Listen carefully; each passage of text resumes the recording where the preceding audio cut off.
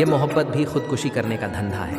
अपनी ही लाश है और अपना ही गंदा है। काश इन आंसुओं के साथ जिंदगी के दर्द भी बह जाते। बहुत खूबसूरत होते हैं वह लोग जो वक्त आने पर अपनों को वक्त देते हैं। शिकायत नहीं है अब मुझे किसी से, बस कुछ लोग मेरी नज़रों से गिर गए हैं। किसी की कदर करनी है तो जीते जी करो, मरने के बाद तो पराया भी रो लेता है। भरोसा नहीं है क्या?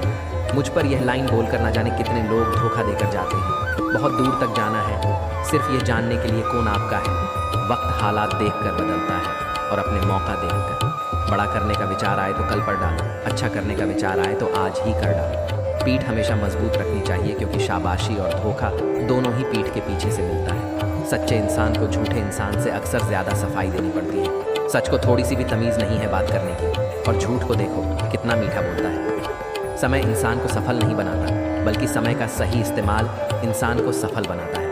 सपनों को पाने के लिए समझदार नहीं बल्कि पागल बनना पड़ता है। कोई कुछ भी बोले, अपने आप को शांत रखो क्योंकि धूप कितनी भी तेज़ हो समंदर को सुखा नहीं सकती। श्री कृष्ण कहते हैं कि जो इंसान सबकी खुशी चाहता है, हर वक्त सबके बारे में अच्छा सोचता है और सबकी परवाह करता है, पता नहीं क्यों वह इंसान जिंदगी में हमेशा अकेला रह जाता है। दोस्तों, आपने सुना ही होगा कि सुख और दुख एक ही सिक्के के दो पहलू हैं। जिस प्रकार हमारे जीवन में सुख हमेशा के लिए नहीं रहता, ठीक उसी प्रकार हमारे जीवन में दुख भी हमेशा के लिए नहीं रहता, और परिवर्तन ही इस संसार का नियम है। ठीक इसी प्रकार जो आज हमारे पास है वह हमारे पास कल नहीं रहेगा, और जो किसी और के पास है वह भी उसके पास हमेशा के लिए नहीं रहेगा। दोस्तों, आज की यह कहानी इसी पर आधारित है, और आज हम इस कहानी के माध्यम से यही जानने वाले हैं कि क्यों हमारे पास आज जो है उस पर घमंड ना करके, बल्कि हमें अपने जीवन को शांति और सुख से जीना चाहिए। एक बार की बात है, एक नगर में एक महान राजा रहा करता था। उस महल में उसे राजा के पास किसी चीज़ की भी कोई कमी नहीं थी। सुख, धन, संपत्ति और यहाँ तक कि प्रजा भी उस राजा की जय जयकार किया करती थी। एक दिन उस राजा ने अपने महल में सभी विद्वान पंडितों को एक साथ बुलाया और उनसे कहा कि बताइए, क्या कोई ऐसा मंत्र है जो हर परिस्थिति में, हर स्थिति में, हर जगह, हर समय, हर खुशी में, हर दुख में, हर हार में और हर जीत में, लगभग हर प्रकार के सवाल में बस वही एक उत्तर काम आता हो। जब आप में से कोई भी मुझे सलाह देने के लिए उपस्थित नहीं होगा तो उस वक्त मैं उसे मंत्र का उपयोग कर सकूं और अपने आप को किसी भी स्थिति से बाहर निकाल सकूं। राजा का यह प्रश्न बहुत ही पेचीदा था। यह प्रश्न सुनकर राज्य के सभी विद्वान पंडित सोच में पड़ गए, एक दूसरे से चर्चा करने लग गए, और यह चर्चा काफ़ी लंबे देर तक चली। काफ़ी सोच विचार करने के बाद उनमें से किसी को भी इसका जवाब नहीं सूझा।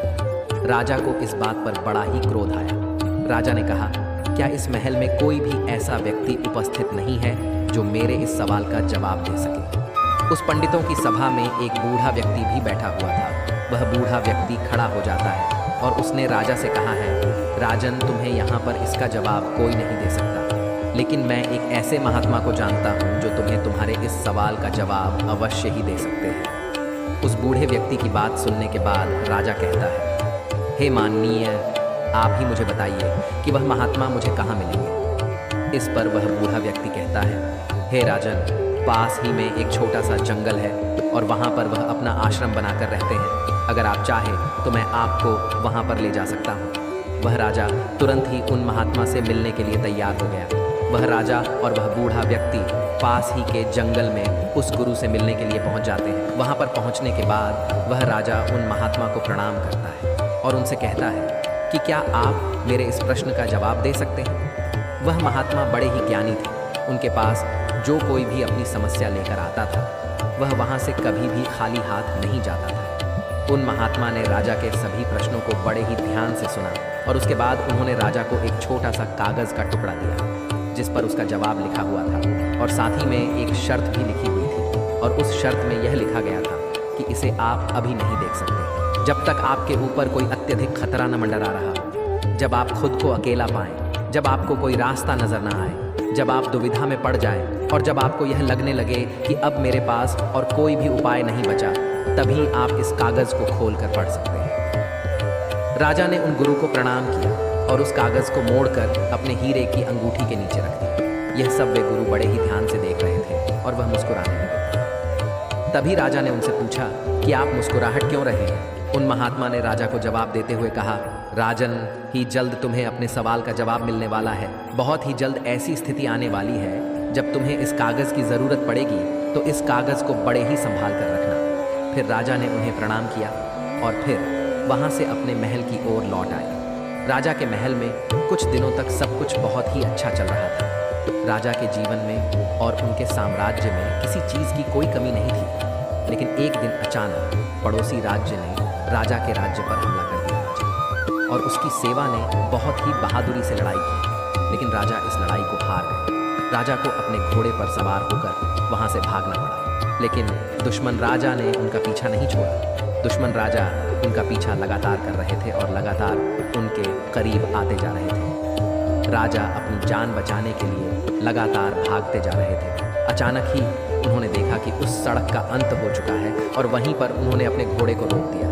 जहाँ पर वह खड़े थे उन्होंने देखा कि वह सड़क नीचे की तरफ जा रही है और तकरीबन 1000 फीट की गहराई पर पथराली घाटी भी थी।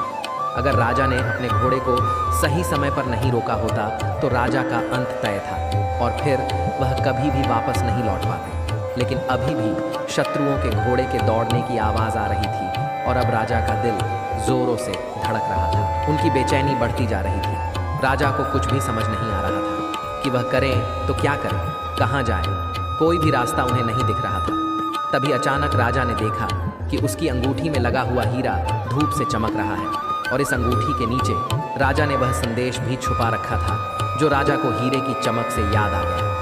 राजा ने अपने हीरे की अंगूठी को निकाला और उसे संदेश को पढ़ाना शुरू किया। उस छोटे से कागज़ के टुकड़े में लिखा था कि यह समय भी बीत जाएगा। राजा ने इसे एक बार पढ़ा, फिर दोबारा पढ़ा और ऐसा करके उन्होंने इसे कई बार पढ़ा और इसे समझने की कोशिश की। तब उस राजा को यह एहसास हुआ कि यह बात बिल्कुल सही है। कुछ दिन पहले मैं अपने राज्य में आनंद ले रहा था। सुख, धन, संपत्ति, साम्राज्य सब कुछ मेरे पास था और आज मेरे पास कुछ भी नहीं है। मेरे पास वह मेरा राज्य भी नहीं है और ना ही अब कोई मेरे पास सुख बचा हुआ है। आज इस वक्त मैं अपनी जान बचाने की कोशिश कर रहा हूँ और मेरे सुख के वह दिन बीत गए हैं। ठीक इसी प्रकार यह भी समय नहीं रहेगा और खतरे के यह जो 2 दिन है यह भी बीत जाएंगे। इतना समझते ही उस राजा के चेहरे पर एक अजीब सी शांति छा गई। वह राजा वहीं पर खड़ा रह गया। उसने इससे सुंदर जगह आज तक नहीं देखी थी। वह जगह प्राकृतिक सुंदरता से भरपूर थी। उसे कभी नहीं पता था कि इतनी खूबसूरत जगह भी उसके राज्य का एक हिस्सा थी। राजा को वह संदेश समझ में आ चुका था जिससे राजा के मन को बड़ी ही शांति मिली। अब राजा यह भी भूल चुके थे कि उनके शत्रु पीछा कर रहे हैं। राजा वहीं पर बैठकर कुछ देर आराम करते हैं। कुछ देर बाद उन्हें यह एहसास हुआ कि उनके पीछे उनके शत्रु लगे हुए थे जिनके घोड़े की आवाज़ तेज़ी से बढ़ रही थी, लेकिन अब वह धीरे धीरे कम हो रही है। ऐसा प्रतीत हो रहा था कि मानो वे लोग उस जगह के किसी और हिस्से में चले गए हैं और जहाँ पर वह राजा खड़े थे वहाँ पर उनका कोई भी शत्रु नहीं पहुँच पाया। वह राजा बड़ा ही बलवान था। उसने कुछ दिनों तक अपने जीवन को छोटा मोटा काम करके चलाया, लेकिन राजा ने अभी हार नहीं मानी थी। राजा ने अपनी सेना को फिर से एकत्रित किया, युद्ध के लिए तैयार किया और शत्रुओं पर आक्रमण कर दिया। अब की बार राजा की सेना ने फिर से बहादुरी से लड़ाई की और राजा ने इस बार शत्रुओं को पराजित कर दिया। वह राजा अपने साम्राज्य को वापस पा चुका था। अब जब वह जीत के बाद अपने साम्राज्य में लौट रहा था तो पूरी राजधानी में उसका बहुत धूमधाम से स्वागत किया जा रहा था। जीत की खुशी मनाई जा रही थी। हर कोई उत्सव मना रहा था। हर घर के लोग राजा के ऊपर फूल बरसा रहे थे। लोग नाच रहे थे। तभी अचानक राजा के मन में यह एहसास हुआ कि वह सबसे बलवान राजा है। वह सोचने लगा कि मैं सबसे ज़्यादा बहादुर हूँ और महानतम राजाओं में से एक हूँ। मुझे हराना संभव नहीं है। इस तरह का स्वागत और सत्कार देखकर राजा के मन में अहंकार का बीज उत्पन्न होने लगा। तभी अचानक वह हीरे की अंगूठी धूप में फिर से चमकते लग गई। राजा को फिर से याद आया कि उसके नीचे एक संदेश है। राजा ने उसे अंगूठी को निकाला और उसे संदेश को फिर से पढ़ा। उस संदेश में लिखा था कि यह भी गुजर जाएगा। वह राजा बिल्कुल मौन हो गया। उसके मन में फिर एक शांति छा गई। राजा का चेहरा अहंकार से पूर्ण परिवर्तन से होकर गुजरा। पूरी तरह से दिन तक की स्थिति में चला गया। उसने सोचा कि यदि यह भी गुजर जाएगा, इसका मतलब यह भी मेरा नहीं है। हार मेरी नहीं थी, जीत भी मेरी नहीं है। मैं तो केवल यह सब देखने वाला हूँ। सब कुछ समय के साथ ऐसे ही बीत जाता है और हम तो केवल इन सब के साक्षी हैं। हम देखने वाले हैं। जीवन आता है और जीवन चला जाता है, सुख आता है और सुख भी चला जाता है, दुख आता है, दुख भी चला जाता है। ये सब लम्हे यूं ही गुजर जाते हैं, इसीलिए मुझे इनका आसक्त नहीं होना चाहिए। इस सब के साथ अगर हम अपने जीवन को देखें और चुपचाप उन सभी चीज़ों का मूल्यांकन करें तो हम पाएंगे कि यह समय भी गुजर जाएगा। अपने जीवन में खुशी और जीत के बारे में सोचो, दुख और हार के पलों के बारे में सोचो। क्या वह स्थायी थे? बिल्कुल नहीं, वह सब आए और चले गए।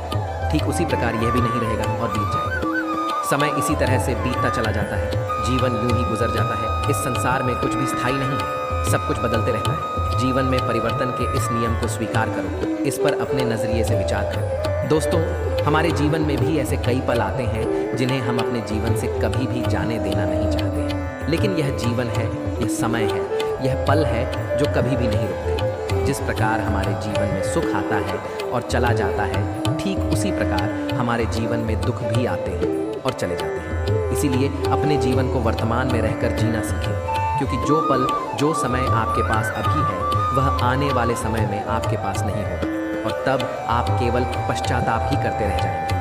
इससे अच्छा यह है कि वर्तमान में रहकर हर पल को खुशी से जियो, जी भर के जियो, क्योंकि आने वाला समय कैसा होगा यह हम में से कोई भी नहीं जानता। आने वाले समय में हम दुखी होंगे या सुखी होंगे, यह हम में से कोई नहीं बता सकता। लेकिन आज जो हमारे पास है, चाहे वह कुछ भी हो, चाहे वह कितने पल भी हो, वह हमारे हैं और उन्हें हम खुलकर जी सकते हैं, उनमें खुश रह सकते हैं। तो भला हम इन कीमती पलों को ऐसे ही व्यर्थ क्यों जाने देते हैं? क्या आपने इस बारे में कभी विचार किया है? सुख और दुख एक ही सिक्के के दो पहलू हैं। यह कभी भी स्थायी तौर पर नहीं रहेंगे, यह बीत जाएंगे।